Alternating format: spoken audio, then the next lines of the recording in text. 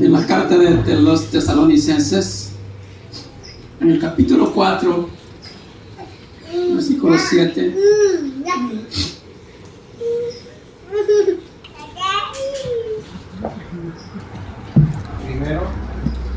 La carta a los Tesalonicenses, la primera de Tesalonicenses.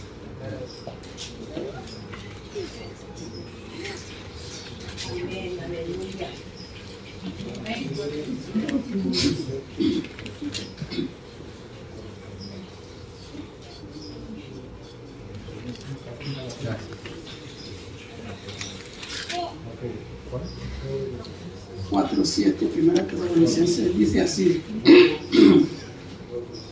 pues no nos ha llamado Dios a inmundicia, sino a santificación. Y ahora sí, amén.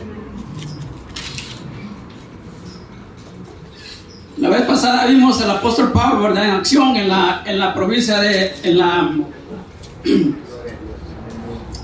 Acaya, ¿verdad?, que se llama Peloponeso en tiempos modernos. Ahora vemos al apóstol Pablo en acción en el Golfo de Tesalónica. La iglesia de Tesalónica estaba situada frente al Golfo que se llama igualmente Tesalónica. El Golfo toma el nombre de la ciudad de Tesalónica y está situada en el país que se llama Grecia. Igualmente, la vez pasada vimos que Pablo estaba en Grecia, ¿verdad?, predicando, que estaba enviando la carta a los romanos. Ahora le está hablando a los tesalonicenses, o sea, a la iglesia de Tesalónica. Y ahí viene la palabra tesalonicenses. Y les dice, pues no nos ha llamado Dios a inmundicia, sino a santificación. La inmundicia es una cosa que ensucia o cosa que se desecha. Eso es inmundicia. La inmundicia es un asunto o ambiente inmoral. Así lo definen los diccionarios comunes, ¿verdad? A veces hay que buscar un diccionario bíblico, pero no siempre está a la mano. Inmundo es aquello que es sucio o repugnante. Eso es inmundo. Dice Pablo que no nos ha llamado a eso, sino que nos ha llamado a santificación. Y repugnante es una cosa que da una sensación física desagradable. Eso es repugnante. Una cosa que da una sensación física desagradable. Pero como este diccionario mundano, vamos a decir que también inmundicia es algo que da una sensación espiritual desagradable. En cuanto a lo que se toca, en cuanto a lo que se mira, en cuanto a lo que se lee y aún a veces en cuanto a verlo. Eso es inmundicia. Siempre hemos hablado de santificación, ¿verdad? Santificación es separación para Dios, es separación al servicio de Dios. Si usted se separa para Dios, usted es separado para Dios en el momento que se arrepiente de su maldad. En ese momento hay una separación en su carácter, en su pensamiento, en su corazón, en su espíritu, de lo que es el mundo, de las mañas que nosotros teníamos en el mundo y de las tendencias que teníamos en el mundo, y ahora nos movemos y nos ponemos al servicio de Dios. Eso es santificación, es separación. Todo cristiano ha sido llamado a separación. Pablo, en el libro de los Hechos, menciona en 2 o 3 ocasiones cuando dice que Dios lo apartó a él para llamar a gente de la oscuridad a la luz, del poder del maligno, del poder de las tinieblas al poder de Dios. Y dice que esas personas que van a ser separadas en esos parámetros, esas personas van a recibir una herencia entre los que están siendo santificados, o una herencia entre los santificados.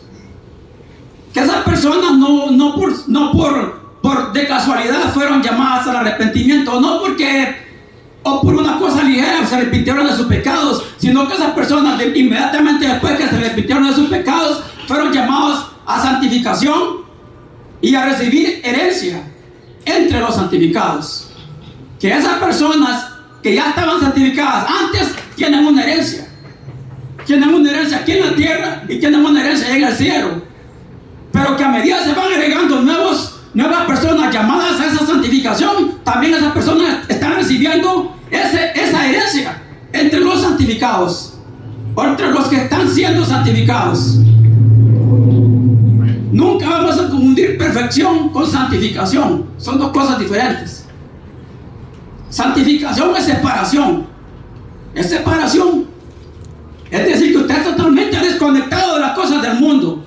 Usted está totalmente desconectado de las cosas que ofrece el mundo, de la vanidad de la vida, de la vanidad de los ojos, de las cosas baratas que el dinero puede comprar, de las cosas baratas que el dinero tiene el poder de comprar. Hasta dónde eso usted es liberado y es llamado a vivir en ese ambiente, en ese espíritu de santidad. Pues no nos ha llamado Dios a inmundicia, dice Pablo, sino a santificación.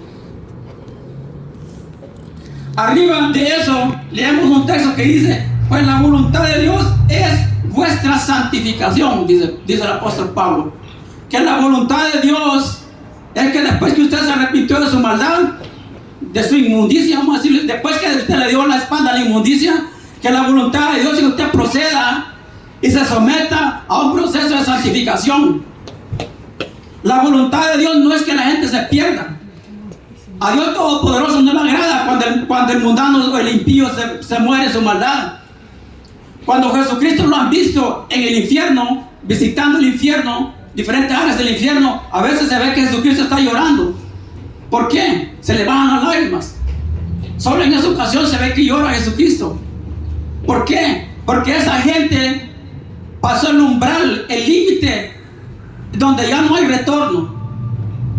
Para esas personas, aunque ellos se quieran santificar allá en el infierno, no se puede. Eso lo han visto en una visión, ¿verdad? No es que sabemos que va a haber un día de resurrección, pero eso lo han visto en visión. Mucha gente, en varios continentes, en varios idiomas, de varias culturas. Que esas personas ya perdieron la oportunidad de arrepentirse, de acercarse en fe a Dios por medio de Jesucristo. Y en ese estado en el cual se encuentran esos espíritus, alguna gente dice almas, ¿verdad? Y es correcto decir almas también en este caso. Pero esas personas, pasando ya el límite del tiempo que a todos nos es dado en esta tierra, ya no hay nada por hacer.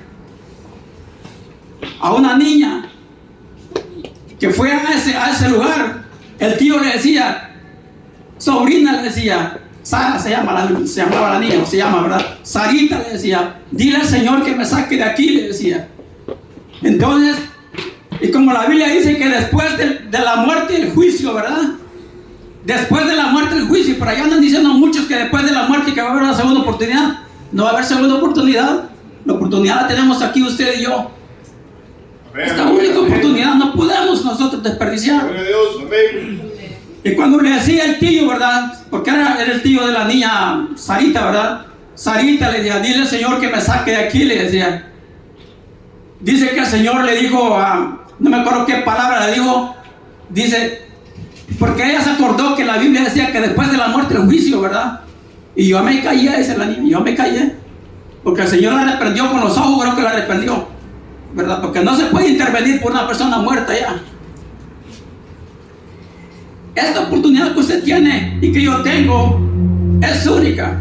Y en esta oportunidad que hemos recibido es donde Dios nos llama a santificación.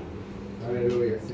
Cuando me ocurrió a mí eso de nacer de nuevo, allá por el año 97, después que yo me había arrepentido de mi maldad, ¿verdad? La gente decía que yo andaba en maldad todavía, ¿verdad? Pero yo sabía que no, que yo me había arrepentido de todo.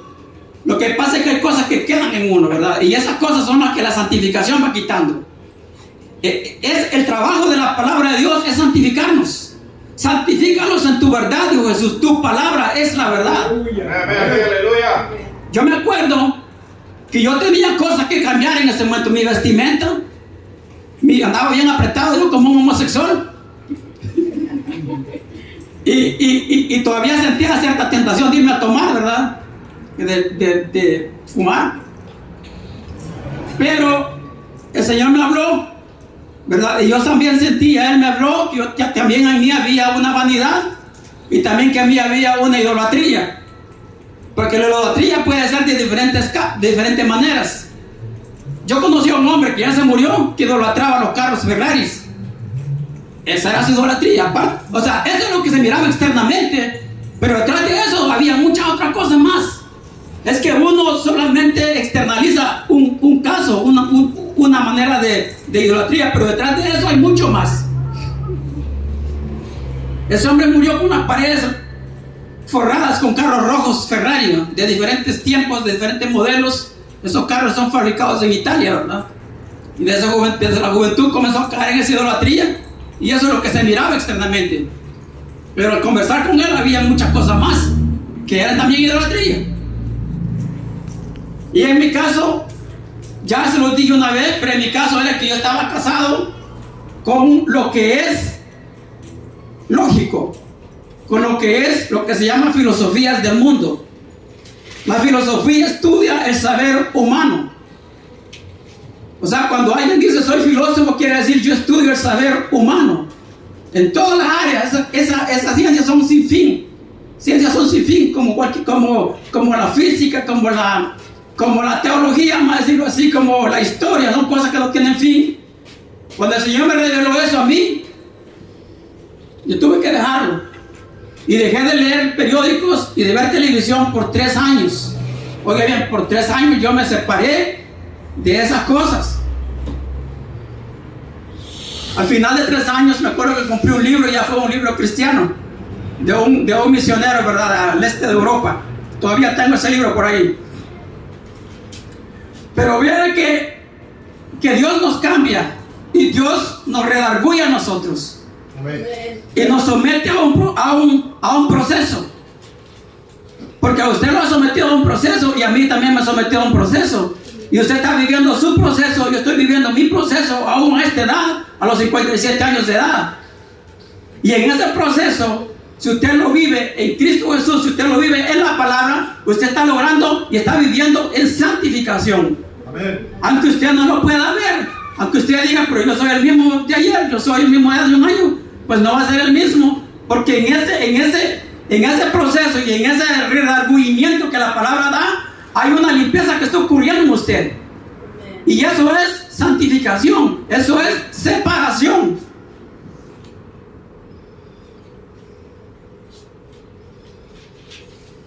Hay una palabra en Efesios 4:24 que dice así: y vestidos del nuevo hombre, creado según en la justicia y santidad de la verdad. Vestidos del nuevo hombre, dice, según Dios.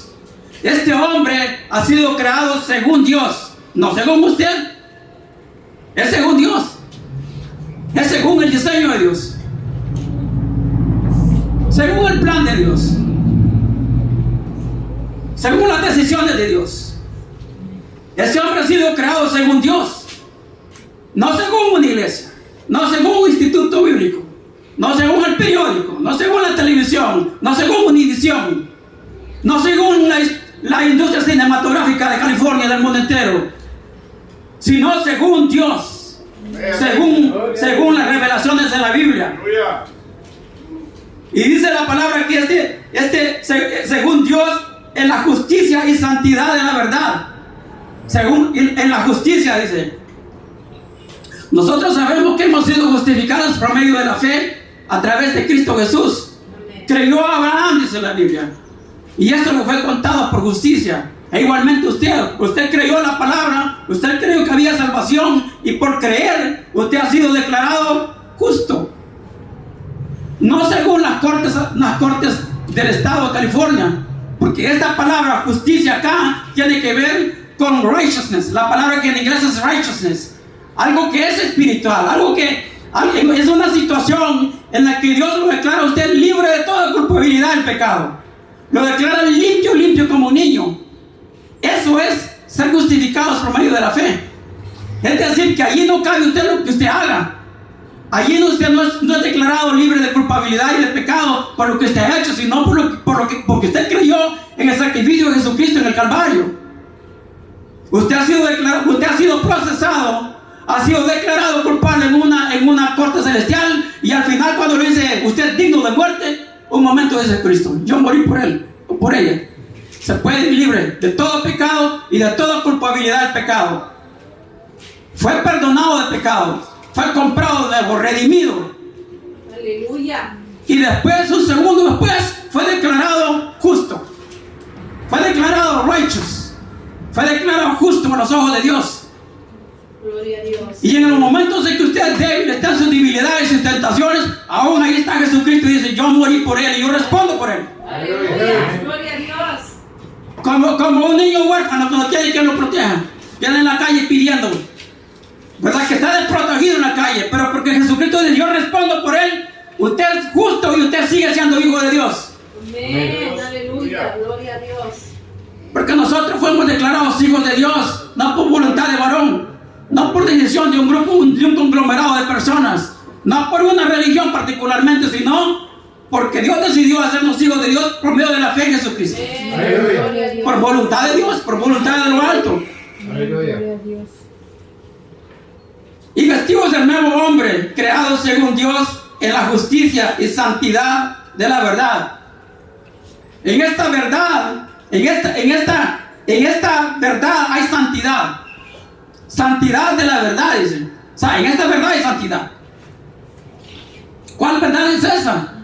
Bueno, que hay mucha gente que se pasa toda la vida tratando de encontrar la verdad absoluta. Hay gente que se pasa en la vida buscando, van como un barco en la vida, van como un barco en un mar tormentoso, dándose en los riscos del mar, en las piedras del mar, en los grandes peñascos del mar, en las islas del mar, y nunca arriban a un punto en el cual han encontrado la verdad. Es el caso de los políticos, es el caso de los profesores de universidad, es el caso de los filósofos, es el caso de los inversionistas, de los grandes inversionistas, es el caso de los grandes inventores que han inventado y han revolucionado la historia de la humanidad a través de las ciencias y la tecnología. Estos hombres van buscando siempre algo a que aferrarse y nunca arriban al punto de decir he encontrado la verdad. Y esa noche que yo me arrepentí de mi maldad, o es decir, que Dios me llamó al arrepentimiento, yo encontré la verdad absoluta. Y mi barco dejó de ser un barco mecido en el mar tormentoso que es la vida, en el mar tormentoso que está movido por el poder del pecado y la vanidad y el dinero y la lujuria, y yo quiero ser, yo quiero tener, yo quiero el sueño americano, y me ancló en una verdad que es absoluta, que es eterna, que es verdad aquí y es verdad después que yo me muera. Y esa verdad es Jesucristo. Amén. Aleluya. Y como yo fui llamado a esa verdad, y yo encontré esa verdad, usted ha sido llamado a esa verdad y usted ha encontrado esa verdad también. Por esta fe que es común a mí y a ustedes, dice el apóstol Pablo. Aleluya. Porque esa fe es suya y también es mía. Yo comparto con ustedes esa fe. Amén. Y en el momento de la resurrección usted va a estar presente ahí y yo voy a estar presente ahí. Amén. Porque hemos sido llamados a esta fe que es común a vosotros y a mí, dice el apóstol Pablo. En tanto que usted se guarde en la fe, se guarde en la obediencia a la fe, capítulo 1 del libro de Romanos 1:5, la obediencia a la fe a las naciones por el Evangelio, y en tanto que se guarde en esta santidad. Amén. Ahora, yo me acuerdo cuando recién convertido, hermanos. Les voy a contar esta anécdota porque desde que el Señor me llamó a mí, me llamó a predicar santidad, y es uno de los temas más difíciles, y yo encontraba que yo tenía que luchar contra toda la maldad que estaba dentro de la iglesia y con la maldad que estaba dentro de mí, porque este asunto así era, ¿verdad?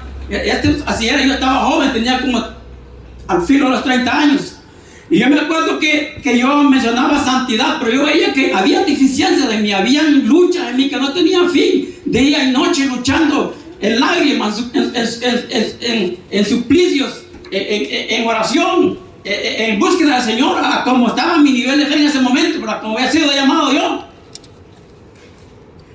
Yo decía, esto no es posible, o sea, esto es casi como imposible, ¿verdad? Yo lloraba, pero yo le pedía a Dios que tuviera misericordia de mí. Es la oración que yo más grande, que yo he hecho más frecuentemente durante toda mi vida. Señor, ten piedad de mí, ¿verdad? es lo que yo más repito, ¿verdad? No es que yo ande haciendo repeticiones vanas, como dice Jesucristo en el libro en el Evangelio de Mateo, ¿verdad? Aquellos que dicen que eran repeticiones vanas. No, esa no era repetición vana, aunque era la misma, y aún la digo. De que porque esa ten piedad de mí es algo corto, pero es una oración poderosa. Y yo me acuerdo que yo llegaba casi a la conclusión, bueno, pero es que no es posible esto. Y de nuevo el Señor me renovaba. Yo decía, sí es posible, sí es posible. Al tiempo venían mis problemas, mis debilidades. No es posible vivir una vida en santidad. Y el Señor me renovaba otra vez. A veces el predicador me derrotaba con las palabras que decía, y el Señor me renovaba otra vez y me hacía fuerte. Yo me iba para la casa en derrota, porque hay predicadores que lo derroten a uno, que le ponen como una maldición en lugar de darle bendición, ¿verdad? Entonces me pasaba eso a mí, y cuando estaba en la casa, el Señor me llenaba otra vez de gozo. Me llenaba otra vez y yo volvía a ser el cristiano gozoso a quien el Señor llamaba a ser gozoso, pues que no era que yo andaba buscando eso, sino que Él me lo daba. Y en cierta ocasión fue como que Él me habló y me dijo, agrégale a eso que tú predicas, a esa santidad, agrégale fe, me dijo. ¿Cómo así? Bueno, que en lugar de decir somos llamados a santidad, di entonces, somos llamados a santidad por medio de la fe en Jesucristo. Aleluya. Que no es que usted se va a dar santidad a usted mismo, no es que usted se las tiene todas bien estudiadas y entonces usted, hoy sí, ¿verdad? No es así, sino que esta santidad es por medio de la fe en Jesucristo. Es que cuando usted se encuentra en esa lucha que no tiene salida, cuando usted se encuentra en esas encrucijadas, cuando usted dice ya no puedo más, esto no es conmigo, esto no es para mí. Bueno, es que no eres tú el que se ha llamado a sí mismo, es que Dios te llamó en Jesucristo, Él es el que responde por ti. Y cuando usted pone esos problemas que todos tenemos, esas debilidades que todos tenemos en diferentes tiempos del mundo, en diferentes tiempos de nuestras edades, ¿verdad? Y en diferentes lugares en donde vivimos. No es lo mismo que usted viviera en un país islámico siendo cristiano o que sea cristiano aquí en Estados Unidos. Aquí hay más tentaciones. Aquí hay más tentaciones, allá hay menos. Allá lo pueden matar, ¿verdad? Pero aquí de internet lo puede matar a usted. Facebook lo puede matar si se descuida. Lo puede matar espiritualmente hablando, ¿verdad? Entonces, nosotros somos llamados a una santificación por medio de la fe en Jesucristo, ¿verdad? Porque cuando nosotros hacemos algo grande para el Señor, cuando le traemos gloria, la gloria es de Él, no es de nosotros. Y cuando nosotros fallamos, no hay palabra acusadora en usted. Dios no lo acusa a uno, sino que porque Jesucristo responde por usted. Bienaventurado es el hombre, dice un salmo, a quien el Señor no inculpa de pecado. ¿Cómo estará eso? Bueno, ¿será que hay un hombre que no peque? Tal vez. Puede ser que sí, puede ser que no. La Biblia dice que no, ¿verdad? Que no hay ninguno. Pero este hombre tuvo una gran revelación, David. Él dijo que era bienaventurado el hombre a quien el Señor no inculpaba de pecado.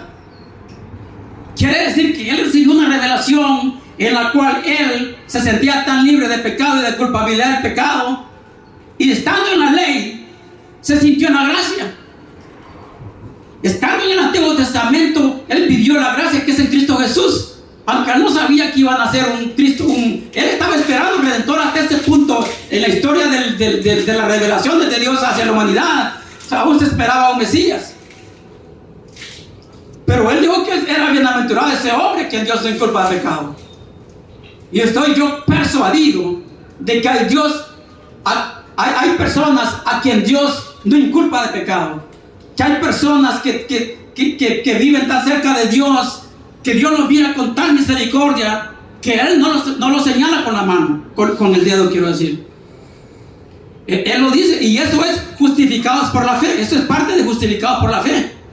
Es decir, que no porque usted se la sabe toda, no porque usted es perfecto, sino porque usted cree. Porque usted creyó Abraham a Dios, y su fe le fue contada por justicia. Y Pablo aclara, y eso día no fue escrito solamente para él, sino para todos los que habríamos de vivir después de Abraham. los que habríamos de creer conforme a la fe que Él tuvo. Y esa santificación es por medio de la fe en Jesucristo. Esta palabra es Jesucristo en forma escrita. Y esta palabra tiene el poder de limpiarlo a usted. Esta palabra tiene el poder de transformarlo a usted. Esta palabra tiene el poder de revelarle a usted. Tiene el poder de decirle qué hacer, cómo hacer, dónde ir para derrotar eso que le está molestando a usted. Por eso es que esta santificación es por medio de la fe en Jesucristo. En otras palabras, es por medio de la fe en la palabra de Dios. ¿Cómo está eso que esta palabra lo limpia a uno? Pues no lo logra entender uno nunca. Lo único que uno sabe es que a medida que lee la palabra uno se va haciendo más fuerte a uno. Y si usted deja de leer la palabra se va haciendo débil, se va haciendo debilucho. No le dan ganas de orar, no le dan ganas de venir al servicio donde se lee la palabra, donde se predica la palabra, donde se predica santidad. Entonces usted se va sintiendo débil porque usted se está alejando de esta palabra. Usted ya está como alejándose de esta palabra, como dándole la espalda a esta palabra. Y esta palabra tiene la capacidad de presentarlo a Dios limpio como un niño. Porque eso es justificado por medio de la fe. Eso es justificado. Eso es lo que la doctrina de la santificación, de justificados por medio de la fe, en esencia eso es. Es decir, que Dios dice que usted reúne todos los requisitos para entrar en su presencia, para tener comunión con Él. Aquí arriba veo una parte que dice, pues la voluntad de Dios es vuestra santificación. Esa es la voluntad de Dios, suprema de Dios. La voluntad de Dios no es que yo esté predicando aquí esta noche, no, que la voluntad primaria de Dios es que yo me santifique. La voluntad de Dios no es que usted haga tal o cual cosa en la iglesia, sino que usted viva una vida en santificación. La voluntad de Dios no es que usted sea un misionero, sino que se guarde en santidad. Después que usted se guarde en santidad, Dios verá qué hace con usted. Aleluya. No sé yo qué le puede dar. No sé yo, le puede dar muchas cosas. Le puede dar mucha enseñanza, muchas revelaciones, muchos ministerios, muchos llamados. Pero la voluntad primaria de Dios es que usted se santifique por medio de la fe en Jesucristo. No en su propia fuerza, no en su propia desesperación, sino por medio de la fe en Jesucristo, por medio de esta palabra. En Hebreos vemos seguir la paz con todos y la santidad, sin la cual nadie verá al Señor. Seguir la paz con todos, dice. Hay dos componentes para ver a Dios. Hay dos maneras de ver a Dios. Y las dos van de la mano, son hermanas. La paz y la santidad. Usted no puede descuidar una y dejar la otra. O atender una y desatender la otra. No, que las dos van a la par. La paz con todos. Seguir la paz con todos. En otras palabras, practicar la paz con todos. Estar en paz con todos. No le forme guerra a nadie. No le forme guerra a su hermana en la congregación. No le forme guerra a su compañero de trabajo. Aunque su compañero de trabajo ande endemoniado. Sino que use usted palabras suaves para mantener ese equilibrio y ese ambiente de paz donde quiera que usted esté. Amén, gloria a Dios. Use palabras suaves con su esposa. Use palabras suaves con su esposo. No diga cosas que usted sabe que le van a herir. Que usted ya sabe que la van a herir y las dice porque más le duela. En ese caso usted no está siguiendo la paz con todo y la santidad. Porque la santidad es amplia, hermano. Aquí solo estamos tocando ciertos aspectos así por encima. No estamos viendo la santidad del Antiguo Testamento. La santidad del Nuevo Testamento está basada en el Antiguo Testamento, pero en el Nuevo la vemos más amplia con la revelación de Jesucristo y con el soporte y con el apoyo del Espíritu Santo. Si usted sabe que usted va a herir a alguien con una palabra, no la diga.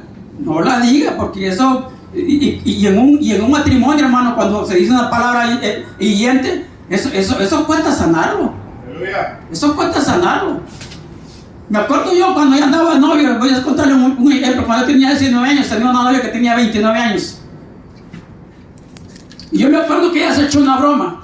Era como racista, porque ella era blanca allá en el territorio donde yo nací, ¿verdad? Ella era como racista. Y a mí eso no me gustó. A mí no me gustó que se echara una broma así. Y no solamente que me lo dijo a mí, no que se lo dijo delante de otras personas.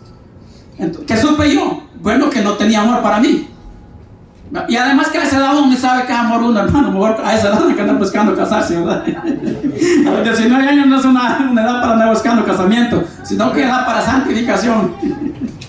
¿Quién sabe si Dios le dé grandes relaciones a usted? Y usted tenga que solamente con una oración usted llame al arrepentimiento a mucha gente y el Señor le dé el don de sanidades y usted haga grandes cosas. Si usted se guarda.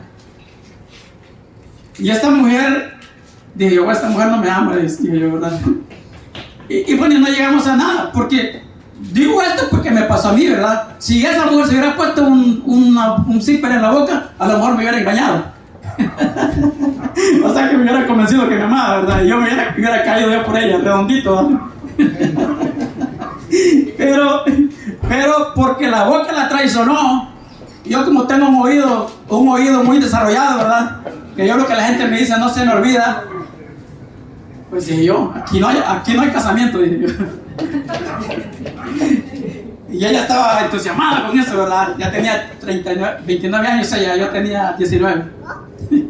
Entonces, vea usted cómo es que en las relaciones hay palabras que uno dice y no las debe decir uno, ¿verdad? Y por cada palabra vana que uno diga, Dios lo va a llamar a cuentas a uno.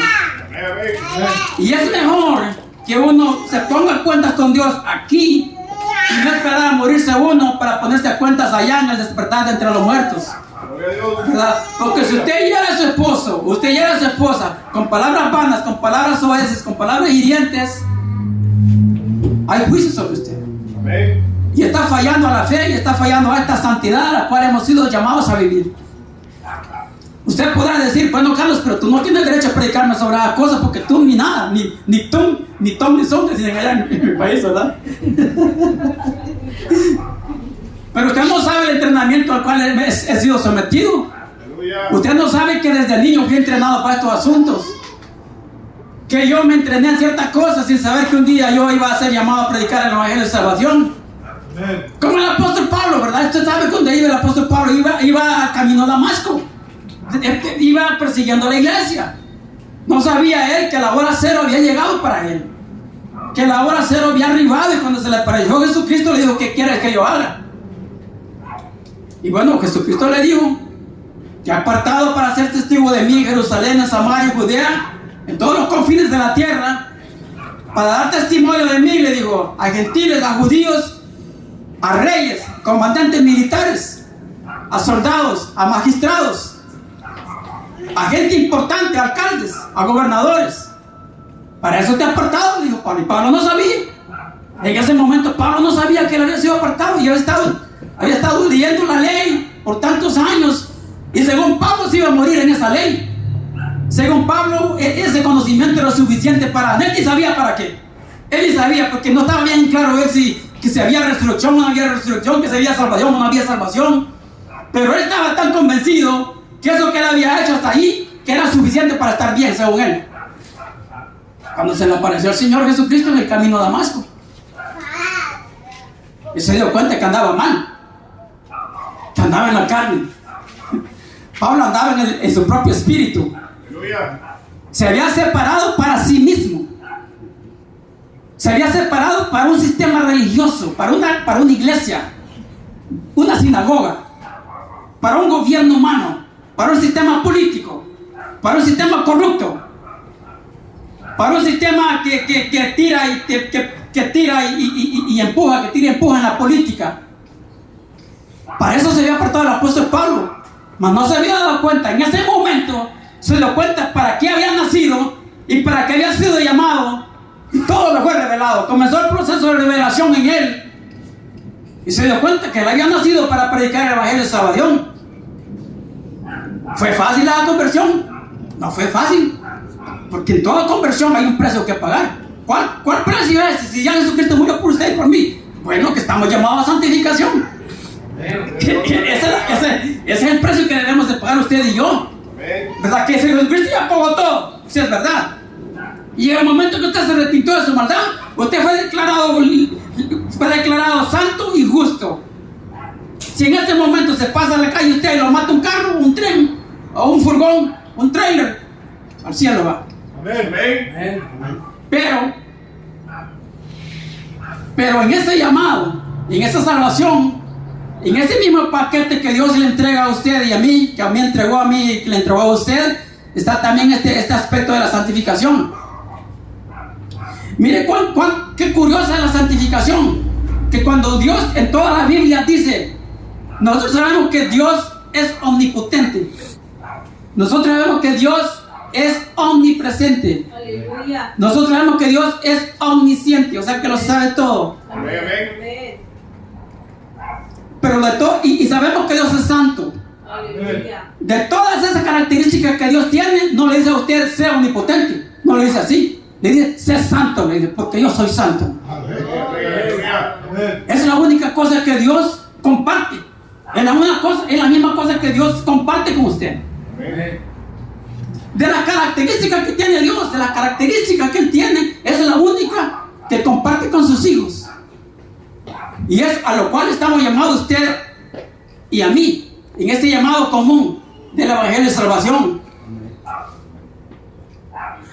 Ahora usted dirá, pero ¿por qué yo debo santificarme? ¿Por qué? Porque hay gente que no logra entender eso. Hay iglesias grandes donde no hay ni una pizca, ni un chin como eran los de Puerto Rico, bueno, los de la isla del Caribe, ni un chin, quiere decir un poquito, ¿verdad? Que no hay ni un poquito de santificación, y nadie predica eso, y nadie dice nada, y todos en rebeldía, y todos en la carne, todos andan operando en el poder de la carne. Bueno, que Dios, al santificarlo aún en el momento del arrepentimiento, también nos da una paz, nos pone en un ambiente de paz. Ahora, si nosotros no salimos de ese ambiente de paz que Él nos pone, ya es culpa de nosotros, porque a veces nosotros no salimos. Nos declara santos, y a veces nosotros salimos a buscar aquello que hemos tirado, que hemos dejado atrás, que el día anterior tiramos, salimos a buscarlo, ¿verdad? Pero esa es una decisión nuestra. Junto con eso, en ese ambiente de paz y de santidad que Dios crea para usted en Cristo Jesús, viene algo tan hermoso que es el gozo del Señor. Sin santidad no hay gozo del Señor. No hay gozo del Señor. Precisamente eso es lo que uno pierde cuando uno comienza a darle espalda a esta palabra. Cuando usted comienza a caminar en los caminos antiguos que usted caminaba.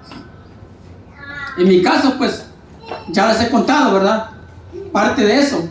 Estaba en la política, a mí me gustaba la lógica, me gustaba la filosofía, me gustaba tener buenas notas en la escuela, me gustaba el dinero, me gustaban las mujeres, me gustaba el poder como toda la gente. Todo eso estaba en mí, y todo eso tuvo que quedar atrás para ganar el excelente conocimiento de Jesucristo. Aleluya, gloria a Dios.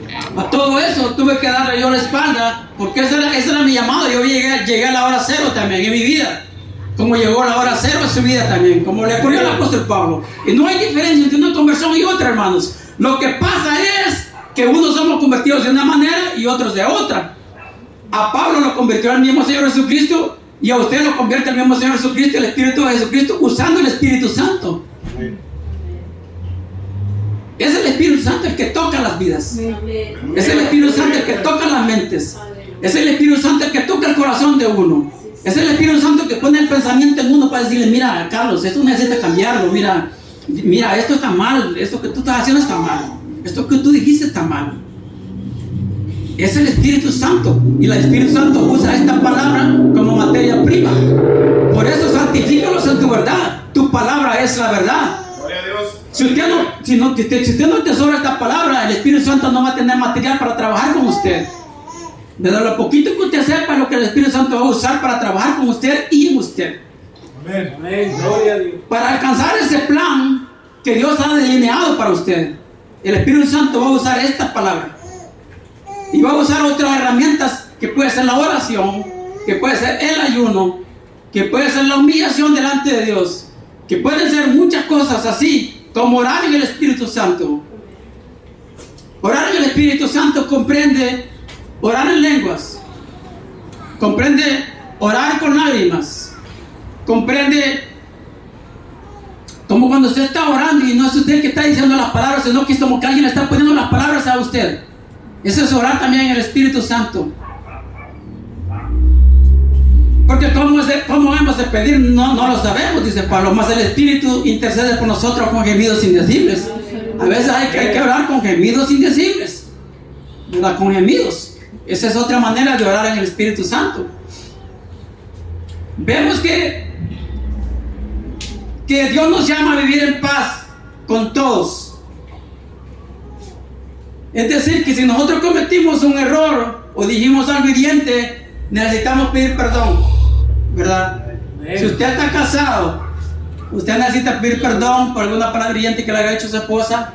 Amén, amén, aleluya. Si usted es un hombre, si usted es una mujer y dijo algo hiriente, necesita pedirle perdón a su esposo para que puedan vivir en paz, para que sus oraciones no sean estorbadas, dice la Biblia. Amén. Que si no hay paz en usted, que si no hay paz en su hogar, que las oraciones de usted van a ser estorbadas.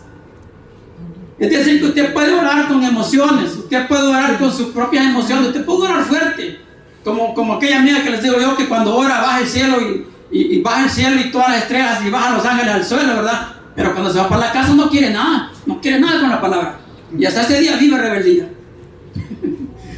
Es buena para orar. Yo me imagino que esa mujer fuera cristiana, esa mujer es como que, no sé, se siente algo cuando una mujer ora, pero no quiere nada con la palabra. Como que esa mujer se tenía dones y se perdieron, ¿verdad? Algo así, ¿verdad? Se puede ver así, pero no sé cuál es el destino de ella. Entonces, de que nosotros estamos llamados a vivir en paz, ¿verdad? A vivir en paz con todos, que nosotros debemos de poner un esfuerzo tesonero, un esfuerzo activo, un esfuerzo constante para vivir en paz con todos, en nuestra casa, en el trabajo, en la carretera. Por eso usted no le pita a nadie en la carretera, porque si le pita ya va a amar guerra en la carretera. ¿Verdad? A veces a uno le empujan a uno, a veces el maligno lo tienta con eso a uno, ¿verdad? Pero uno no debe dejarse tentar por eso. Cuando me pitan a mí yo no hago caso. A veces siento que me hierve la sangre, ¿verdad? Como que me pongo en la carne yo. Como que el viejo hombre quiere regresar y tomar venganza, ¿no? Como que quisiera yo tener un botón ahí y apretar automático un misil que da y destruye al otro, ¿no? O que le tire un veneno y lo elimina allá adentro del carro, ¿va? Como que el hombre viejo está ahí presente, ¿va? Pero hay que retener a ese hombre viejo, hay que someterlo con la palabra, ¿va? Hay que someterlo con ayuno y oración. Porque si uno se descuida, ese hombre viejo se le encarama a uno y anda haciendo trizas con uno. Anda uno en el poder de la carne, en lugar de andar en el poder del Espíritu. Por eso cuando ustedes le piten, no a casa, hermano. Vemos que dice la palabra que sin esta paz que ustedes van a seguir con todos, y sin esta santidad nadie verá al Señor. Dice nadie. No dice que algunos, o tal vez aquel, o tal vez aquella. Dice que nadie. Que si en el momento de morir usted no tiene esta paz, la paz que sobrepasa todo entendimiento, ¿verdad? Es un aspecto de la paz. Pero está la paz, aquí estamos hablando de la paz que usted promueve. Porque hay una paz que nosotros debemos promover, que activamente debemos promover, que no debemos ser piedra de tropiezo para nadie, ni en la casa adentro ni afuera. Debemos ser hombres íntegros adentro y hombres íntegros afuera, mujeres íntegras adentro e íntegras afuera, mujeres que viven en santidad adentro y mujeres que viven en santidad afuera. Afuera quiero decir en la calle, ¿verdad? En el trabajo y en todos lados. Dice la palabra que esta gente no va a ver al Señor, los que no viven en esta paz y en esta santidad, que no verán al Señor. Y cuando Jesús estaba en el monte, en lo que le llaman el sermón del monte, ¿verdad? Así lo llaman los hombres que han estudiado este asunto. Una de las cosas que Jesús mencionó es esto, que dice, bienaventurados los de limpio corazón, dice, porque ellos verán a Dios.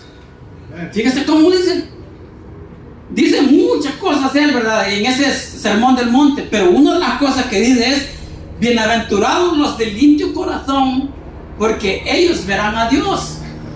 Ya que dice que sin paz y sin santidad nadie verá al Señor. Estas dos escrituras tienen mucho que ver. El mismo Espíritu de Cristo, bueno, que allá personalmente lo digo, ¿verdad? Aquí el Espíritu de Cristo trabajó a través del apóstol Pablo y le dijo, mira, escribe esto allí, porque eso está de acuerdo con lo que está allá también. Y lo escribió y obedeció, y ahora nosotros lo estamos leyendo. Que bienaventurado, ¿qué es eso de bienaventurado? Bueno, quiere decir bendito, bendecido. Quiere decir una persona que tiene el favor de Dios. Una persona a quien Dios lo guarda cerca de su corazón, ¿verdad? Quien Dios lo mira como un niño, como alguien, como cuando usted tiene un niño, cuando usted tiene una niña, ¿verdad? Lo quiere tanto, ¿verdad? Y anda comprando las cosas que necesita y usted anda siempre pensando por adelantado, ¿qué tanto puedo hacer por mi niña o por mi niño, ¿verdad? Usted como padre, pues así, esa persona es bienaventurada, es de limpio corazón. ¿Y cómo puede ser de limpio corazón uno? Pues estas palabras las que lo ponen de limpio corazón a uno. Lo trae de esa rebeldía que no tenía en el mundo y lo pone con limpio corazón delante de Dios. Lo trae a uno de esas oscuridad en la cual vivía uno en su maldad. Y nos pone como con un corazón de niño delante de la presencia de Dios. Bienaventurados los de limpio corazón, dice, porque ellos verán a Dios. En la Biblia vemos que David, que Jehová Dios pone a David como un ejemplo. Dice que David fue un varón conforme a mi corazón, dice Jehová. Y usted sabe que David cometió muchos errores, ¿verdad? David mató a Urías, le quitó a la mujer, la embarazó, mató a Urías con el cuerno de chivo de los enemigos, con el Kalashnikov, con la lanza del enemigo lo mató. Llegó el profeta Natán y lo confrontó. Vemos que Dios da testimonio en la palabra, en muchos lugares en la palabra, dice que David fue un hombre conforme al corazón de él, dice. Y usted dirá, pero es que David hizo tal cosa, David hizo esta otra cosa. Pero Dios dice que en el corazón de David estaba el amarlo a él por sobre todas las cosas. Dice que David en el corazón de él estaba respetar la palabra conocida hasta hace tiempo, ¿verdad? Las cosas reveladas corresponden al hombre, dijo Moisés, y las cosas secretas pertenecen a Dios. Pues de las cosas reveladas hasta ese tiempo, David, en el corazón de David estaba serle fiel a Dios en todo. Y falló en eso. Y aún así Dios da testimonio, y los profetas y los apóstoles dan testimonio que David fue un hombre conforme al corazón de Jehová. Hasta el final, cuando David está a punto de morir, David quiere agradar a Dios. David quiere agradar a Dios y le dice, yo te voy a construir el templo, le dice. Y David está desesperado buscando metales preciosos, telas preciosas, buscando madera de buena calidad y barcos para traer la madera a Jerusalén. Y Jehová le dice, porque por cuanto tiene la mano manchada de sangre, porque fue guerrero, ¿verdad? Tú no me construirás el templo, le dice. Y aún así, lo que hemos dicho, y más que tenía la mano manchada de sangre, porque vivió en un tiempo en el cual Dios le exigió hacer eso, ¿verdad? Porque era menester hacer eso en aquel tiempo.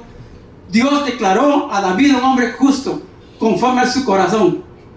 Porque cuando usted lea la Biblia, verá que David tenía un corazón en santidad. David en muchas ocasiones pudo sacarle ventaja a muchas cosas. Y no le sacó ventaja. El hombre de Dios y la mujer de Dios no es ventajosa. No anda buscando sacarle ventaja a tal o cual circunstancia. Va a venir gente a ofrecerle dinero a usted, y usted no le va a sacar ventaja a eso. Va a venir una mujer ofreciéndole cosas a usted, y usted no va a aceptar eso, porque el hombre de Dios no es ventajoso. Aleluya. Y eso vemos nosotros en el corazón de David. Vemos el ejemplo de David, que pudiendo matar a su rival, no lo mató. Y hasta el final lo defendió, decía que él era un hombre ungido de Dios. Y usted aquí en su mente de humano, ¿verdad? Nosotros no podemos pensar, pero ¿cómo era ese hombre de Dios? El rival de David, ¿verdad? Saúl. ¿Cómo está eso que era hombre de Dios? Bueno, pero este David tenía tal convicción de respetar la palabra y de respetar a ese ungido que estaba en ese tiempo, que era Saúl, de no tocarlo. Y lo defendió hasta el final. Mire qué corazón de hombre. Mire qué corazón de hombre. Vemos que David tenía un corazón para agradar a Dios, que él no pudo, si es verdad, él no pudo, pero tenía un corazón para agradarle a Dios. Y eso es bienaventurado aquel a quien Dios no inculpa de pecado. Es difícil comprender esto, ¿verdad? Es un misterio que no logramos comprender nosotros. ¿Cómo Dios puede ser tan misericordioso con nosotros? Que a veces decimos nosotros, yo soy tan malo, que si Dios no me ha destruido es porque es grande en misericordias. Porque nosotros sabemos que a veces que lo que nos separa del mundo es la fe la que nos aferra a esta palabra. Que nuestra santidad está basada en la fe, no porque nosotros seamos buenos, no porque nosotros hagamos cosas buenas para Dios, sino que la misericordia de Dios para nosotros son grandes. Bienaventurado el hombre y la mujer y el niño y la esposa y el esposo y el congregante a quien Dios no inculpa de pecado. Esa es una persona, y eso es lo que Pablo en diferentes palabras predica en sus cartas: la misericordia de Dios, la gracia que es en Cristo Jesús. Que no es que porque usted todo lo tiene bien a control. Mira, hay gente que puede pagar los impuestos al día, hay gente que puede crear buenos hijos, hay gente que puede crear hijos tan buenos que son mejores que los suyos, de los que están acá, ¿verdad? O de otras iglesias, ¿verdad? Mejores que los hijos de un cristiano, vamos a decirlo así. Hay gente tan educada que nunca ha dicho una mala palabra. Pero eso no le da entrada al cielo. Eso no lo hace bueno delante de Dios. Y en cambio vemos gentes que se han revolcado en la maldad, que tienen sus debilidades, que tienen sus problemas. Vemos satánicos que se han salido vemos hechiceros que se han salido de ese mundo de la hechicería. Vemos adivinos, vemos gente que se ha movido en las cosas ocultas. Y Dios los ha sacado de allí, los ha santificado. Y dice lo mismo que dice David: bienaventurado aquel a quien Dios no inculpa de pecado. Que si Dios tuviera que escribir otra Biblia o otro libro santo para otro tiempo y para otra clase de gente, para otras culturas, bien podría poner el nombre de una de esas personas, y que después de haberse revolcado en la hechicería y en la maldad, decía a Dios: tal persona fue conforme a mi corazón, como David. Porque la misericordia de Dios son grandes. Amén. Aleluya. Y a veces, hermano, a veces dice uno, en su desesperación, ¿verdad? Dice uno: Señor, ayúdame a serte fiel. Porque este asunto no es porque yo quiera, hermano. Mi carne no tiene deseo de hacer el bien. Mi carne no tiene el deseo de obedecer a Cristo. Mi carne no quiere someterse a la cruz de Cristo. Mi carne no quiere ser encontrada viva de entre los muertos y santificada para Cristo. Mi carne no quiere. Pero cuando mi carne no quiere, yo digo: Señor, ayúdame a serte fiel. Ayúdame a serte fiel, porque yo no puedo con mis propias fuerzas. Y cuando usted ora, eso es lo que un apóstol dijo: porque vosotros pedís para vuestra carne, dijo, y no pedís para santificación. O sea, cuando usted pida para santificación, el Señor no se tarda en responderle. No se va a tardar. No se va a tardar en responderle. Y le va a decir qué hacer, y le va a inspirar, y le va a poner, va a mandar un espíritu de oración, que usted no sabe de dónde viene ese espíritu de oración. Viene de lo alto. Porque usted le ha dicho: Señor, ayúdeme a serte fiel. Porque si usted mira, porque dice Pablo, porque el querer hacer el bien no está en mí, dice Pablo. O sea que el apóstol Pablo se examina a sí mismo y dice: en esta carne mía hay maldad. Hay una maldad que yo no la puedo tirar, no la puedo, como me quito una camisa y hay carne, deshácete de esa maldad. No puedo yo, porque está en la carne. No está en mi espíritu, no está en mi espíritu, no está en mi corazón, no, que está en la carne. Oiga bien la diferencia.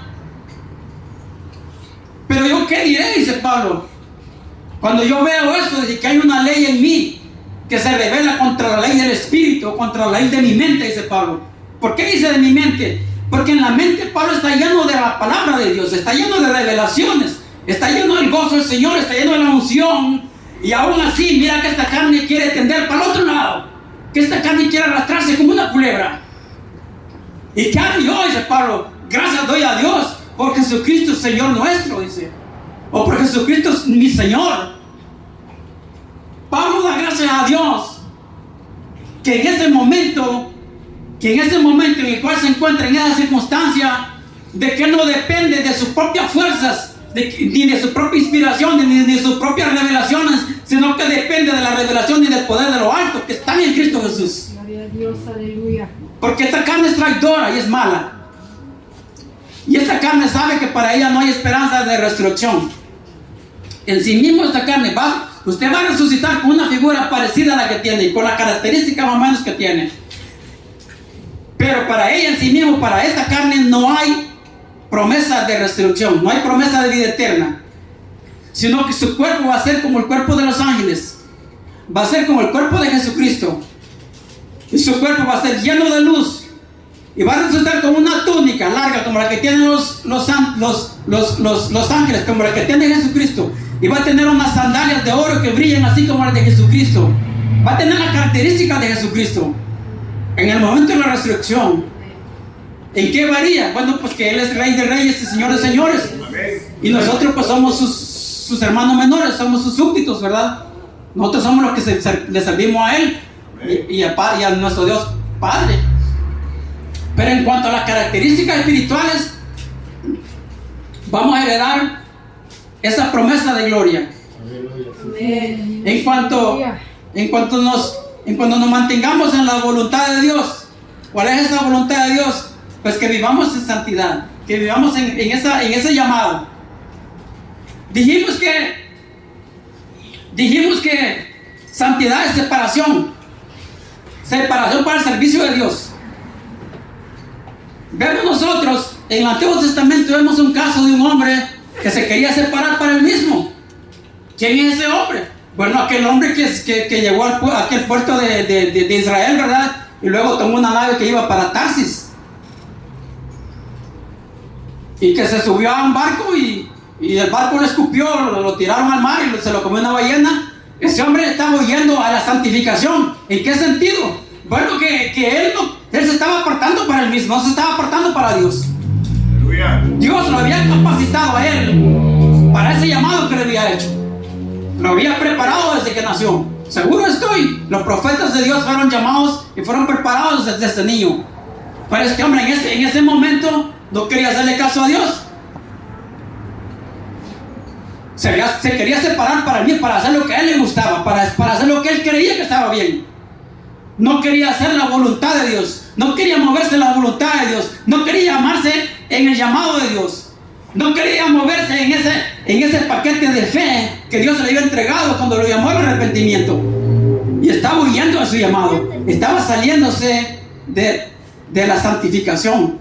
Una manera muy particular de moverse fuera de la santificación. Porque su llamado era ir a predicar a los de Nínive. Esos pobres, les dijo Jehová, que no saben la diferencia entre la izquierda y la derecha. Tú tienes que irles a predicar. Y él dijo, yo no voy. Porque tú eres tan bueno, les dijo, que de todas maneras tú los vas a perdonar. No, pero yo ahí te llamé que lo fueras a predicar. No, digo, yo me voy. Pagó su boleto, se embarcó del puerto de Jope y se fue para Tarsis. O Tarshish, como sea, ¿verdad? Y Dios no retrocedió. No, para esto te escogí, le dijo, para que le vayas a predicar a los de Nínive. Y así hay muchos, ¿verdad? Que en este momento, ¿se acuerdan ustedes de Simón el Mago del libro de los Hechos? Simón el Mago del libro de los Hechos también se salió de la santificación. ¿En qué sentido?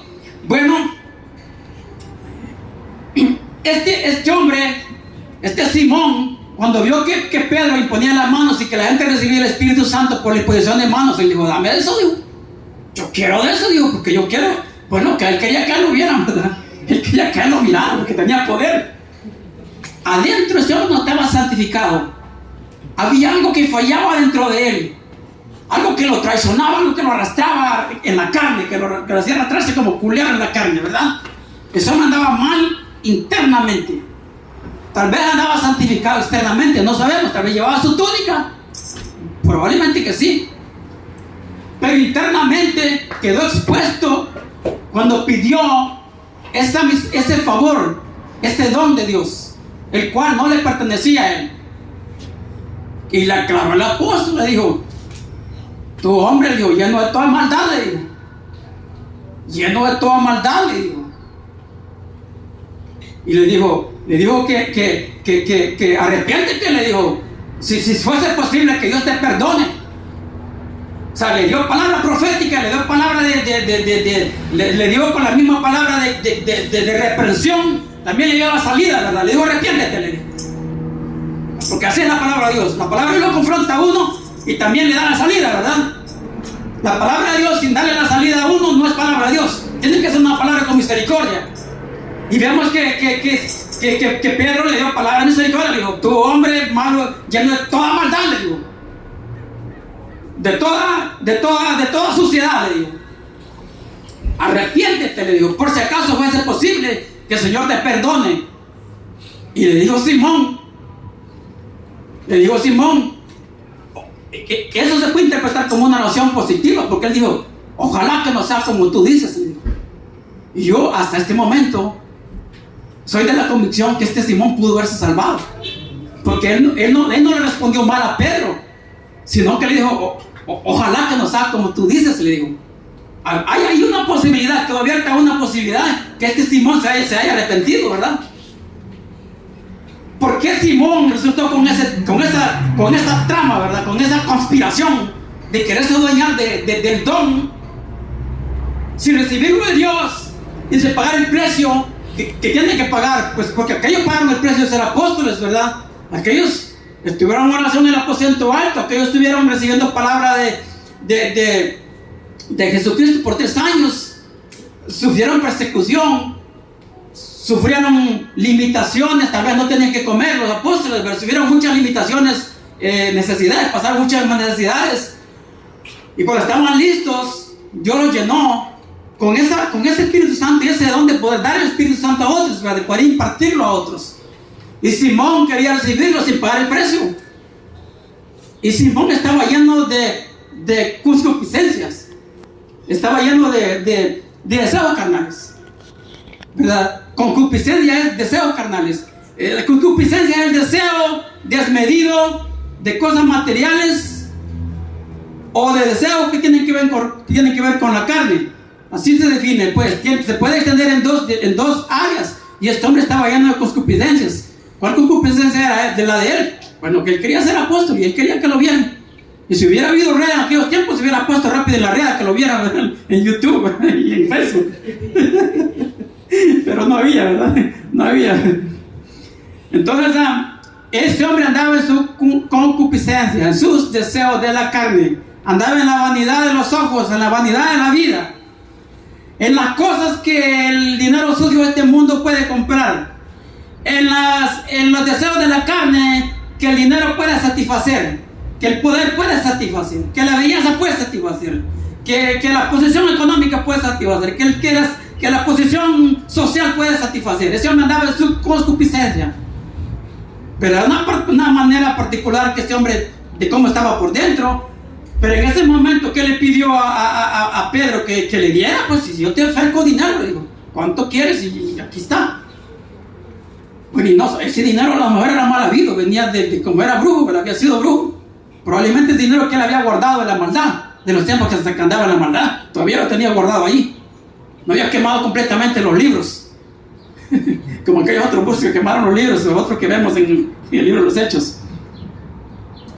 Bueno, pues este hombre quería eso. Y en ese momento, el discernimiento que vemos en el capítulo 12 de la primera carta a los Corintios se activó en Pedro. El discernimiento de espíritu se activó en Pedro.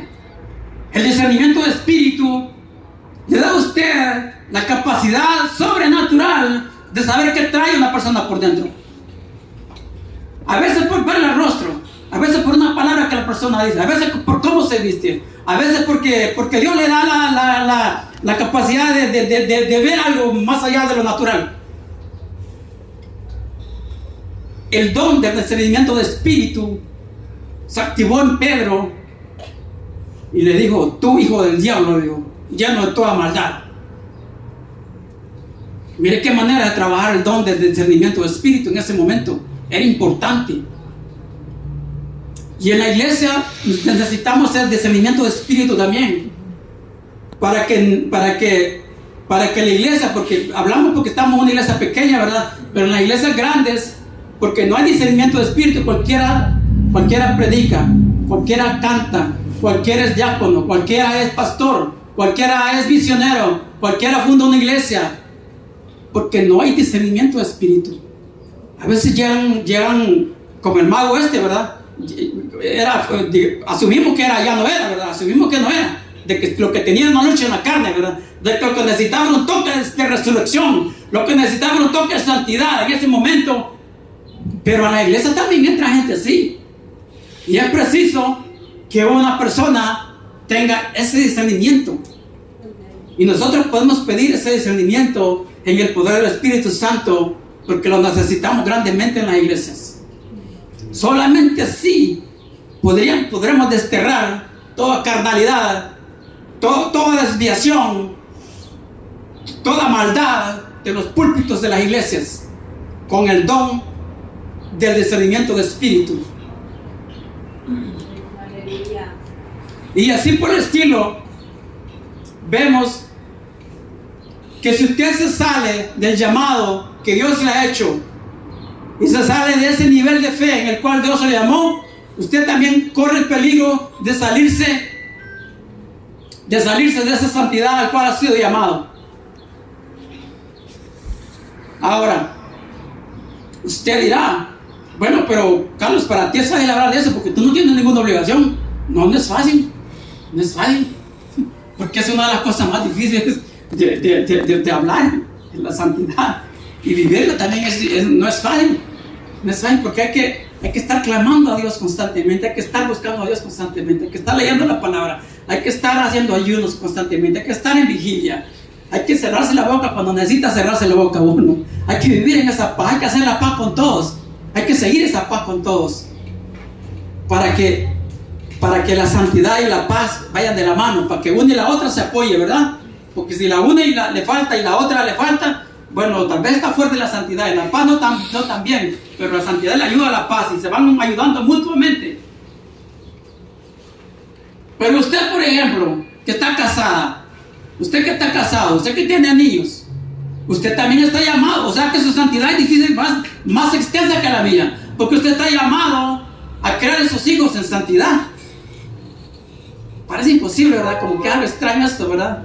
Dice usted: pero ¿cómo pueden ser mis hijos santos si mis hijos todavía no son cristianos y mis hijos son unos grandes rebeldes y siempre que voy a la tienda busca lo que es mundano, busca lo que es carnal, no busca lo que yo busco, ¿verdad? Claramente, porque usted es la cristiana y ellos no son cristianos. Hasta que ellos tengan su propio arrepentimiento van a ser cristianos ellos. Pero es su deber de enseñarles el camino de la fe y de la santidad, o la santidad por medio de la fe. Es preciso que usted los entrene en esta palabra, de que usted los aconseje en tiempo y fuera de tiempo, para que cuando ellos reciban el llamado no tengan que luchar con tanto como nosotros, que nos tocó luchar con tanto, hermanos, con tanto problema que el Señor tuvo que rasparnos así con la palabra. Mire, raspar la escoria, ¿verdad? Con una piedra de mecánico, una piedra de un taller, ¿verdad? Raspándolo a uno para que dejara a uno la maldad que traía, porque uno viene cargado con tantas cosas. Pero aquí hay una palabra de esperanza. Dice el apóstol Pablo que los hijos son santificados por la fe de los padres. Que si usted esté llamado a la santificación, usted se guarda en santidad y un niño de usted muere. Aquí no lo dice, pero por el contexto de la Biblia sabemos que esa persona, si es joven y se sometió a su régimen al que usted le puso en el hogar mientras era niña o niño, que ese joven tiene posibilidades de ir al cielo. O sea, casi que la tiene ganada. ¿Por qué? Porque está protegido por la fe de los padres. Dice el apóstol Pablo que los hijos son santificados por la fe de los padres. ¿Verdad? Estos son misterios. Pero ciertamente no es lo mismo que se le muera un hijo a un cristiano, ¿verdad?, que todavía está en el dominio del hogar, ¿verdad?, a que se le muera el hijo a un mundano.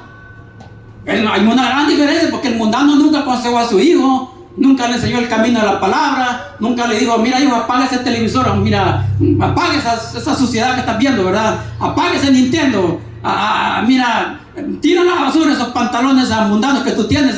No había quien le dijera a ese niño no tiene protección de nada.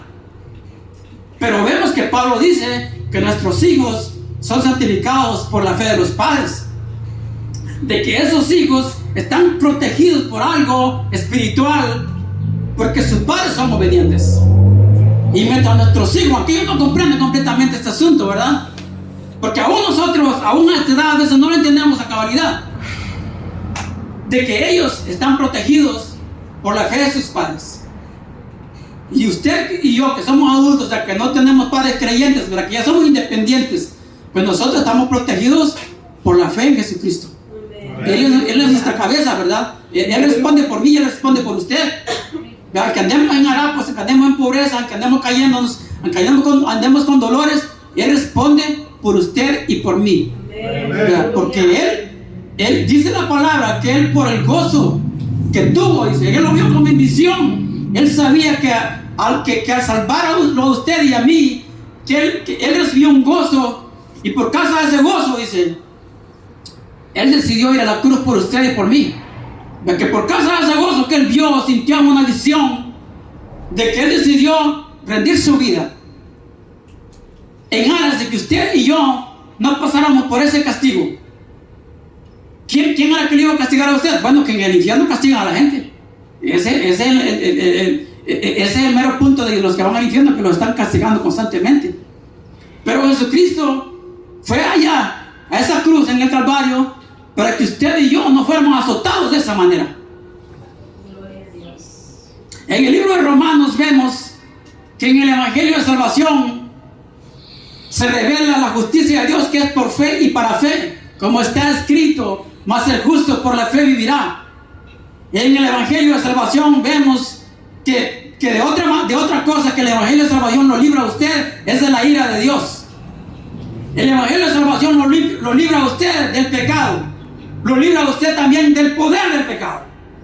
Porque hay cosas que a mí me atormentaban a mis 30 años, y hay cosas que ya para mí son cero a la izquierda, ya no me atormentan, ya no me molestan para nada. En el Evangelio de Salvación hay un punto más que Pablo no menciona, pero que muy bien podríamos agregarlo: que también Jesucristo, al rendir su vida, al derramar su sangre por usted y por mí, también lo libró del sufrimiento del eterno, del fuego eterno del infierno. De eso también el Evangelio de Salvación lo libra a usted. Eso también está revelado en el Evangelio de Salvación que el apóstol Pablo predicó en sus cartas, y que usted y yo leemos en la casa, ¿verdad? Yo creo que usted la lee también, ¿verdad?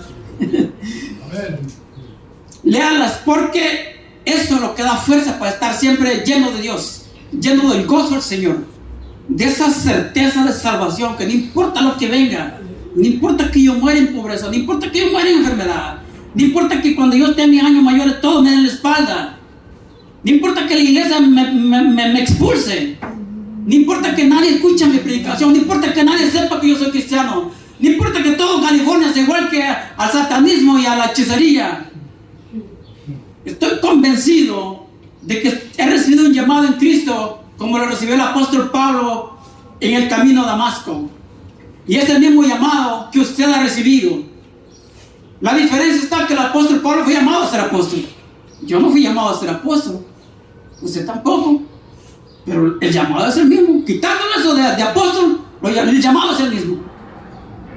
¿Y en qué otra manera nos diferenciamos? Bueno, que el nivel de fe de él era grande, ¿verdad? El nivel del apóstol Pablo era grande, por el llamado que él tenía. El nivel de fe suyo y mío no es así de grande. Podría ser que llegáramos a tenerlo, ¿verdad? Han habido hombres que han llegado casi a ese punto. En cuanto a esos detalles, es que varía el llamado. Pero en cuanto al llamado en sí mismo, misma la esencia del llamado, el del apóstol Pablo y el suyo y el mío es exactamente el mismo. Gloria a Dios. Aleluya. De que somos llamados a vivir en Cristo, de que somos llamados a arrepentirnos de una sola vez y para siempre. Es decir, que me arrepentí allá en el camino a Damasco, pero en el camino a Jerusalén todavía estoy arrepentido.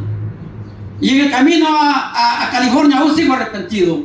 Y en el camino al norte de los Estados Unidos sigo arrepentido. Y en el camino a las islas del Caribe sigo arrepentido. Y en el camino de San José sigo arrepentido. Y cuando muera de 80 o 90 años sigo arrepentido, como cuando me ocurrió lo que me ocurrió en el camino a Damasco. Que mi arrepentimiento fue completo y permanente. Gloria a Dios. Bueno, que me ocurrieron cosas como a David, claramente, que me ocurrieron cosas. Me van a ocurrir cosas también en este camino, y a usted le van a ocurrir cosas también. Pero eso no quita nada al arrepentimiento. Eso no quita que usted no sea salvo, que usted haya quitado de su corazón del trono a mi Señor Jesucristo, o a su Señor Jesucristo. Es que le van a pasar cosas, es que a todos nos pasan cosas. Amén. Pero usted sabe bien en quién ha creído, usted sabe bien en quién descansa. Amén. No descanse en sus obras, no descanse en el número de días que usted viene a la iglesia, no descanse que usted predica, no descanse que usted es el diácono de la iglesia, no descanse que usted es el pastor, no descanse que usted tiene el diploma de la escuela bíblica, sino que usted descansa en el sacrificio que Jesucristo hizo por usted y por mí. Amén. Puesto los ojos en el autor y consumador de la fe. Aleluya. La Biblia dice que Jesucristo es el autor, o sea, que Él lo hizo. Amén. Él lo diseñó. Es el autor y consumador. ¿Qué quiere decir eso del consumador? Bueno, que Él lo refinó, que Él lo puso en una caja de regalo y se lo entregó a usted ya refinado, ya terminado. Aleluya. Amén. Pero ¿cuál es el trabajo suyo? Es cultivar eso, es seguirlo descubriendo para que usted siga creciendo en esa fe. Dice el apóstol Pablo que la fe viene por el oír y el oír la palabra de Dios. Amén.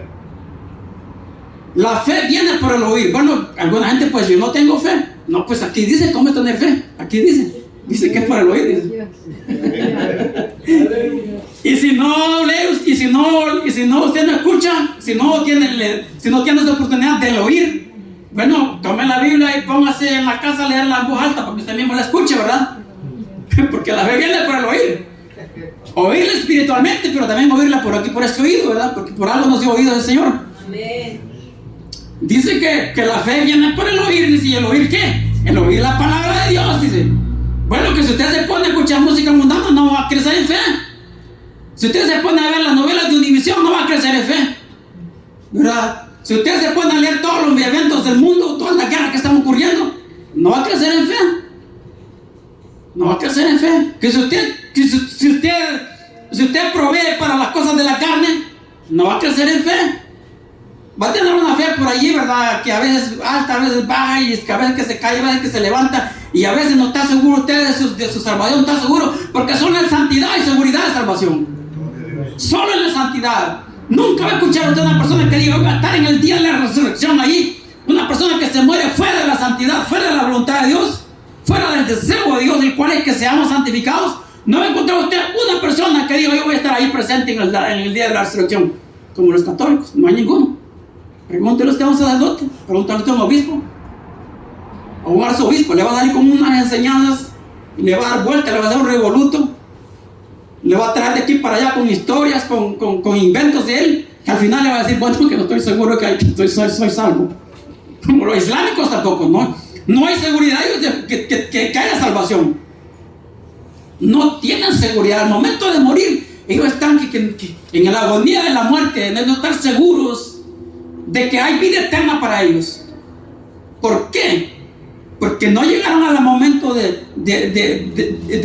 para muchos, ¿verdad? Estoy hablando así en general, en forma global, no llegaron al momento de nacer de nuevo y de entrar a ese camino de santificación,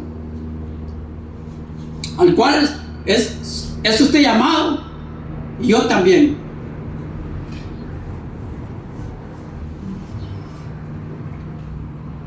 Cuando yo digo, Señor, ayúdame a serte fiel, cuando usted diga así en su intimidad, Señor, ayúdame a serte fiel, es porque no depende del que corre ni del que quiere, hermano, sino de aquel del cual Dios tiene misericordia. Amén. Eso lo tenemos por seguro, hermano. Porque a veces, mire, uno predicando en las calles, a veces uno de vez en cuando se acerca a recibir oración, uno de vez en cuando se acerca a hacer una pregunta, pero las grandes multitudes no quieren. Y yo he estado en iglesias en donde la mayoría andan en su propio espíritu, se han apartado para ellos mismos, no se han apartado para el servicio del Señor, no, que se han apartado para sus propios deleites.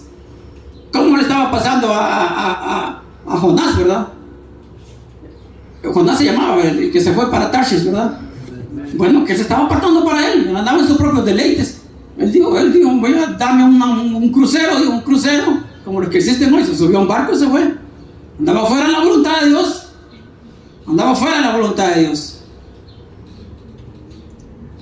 Se acerca a ser las 8 ya, ¿verdad? No va a ser como la vez pasada que me pasé porque no me fijé.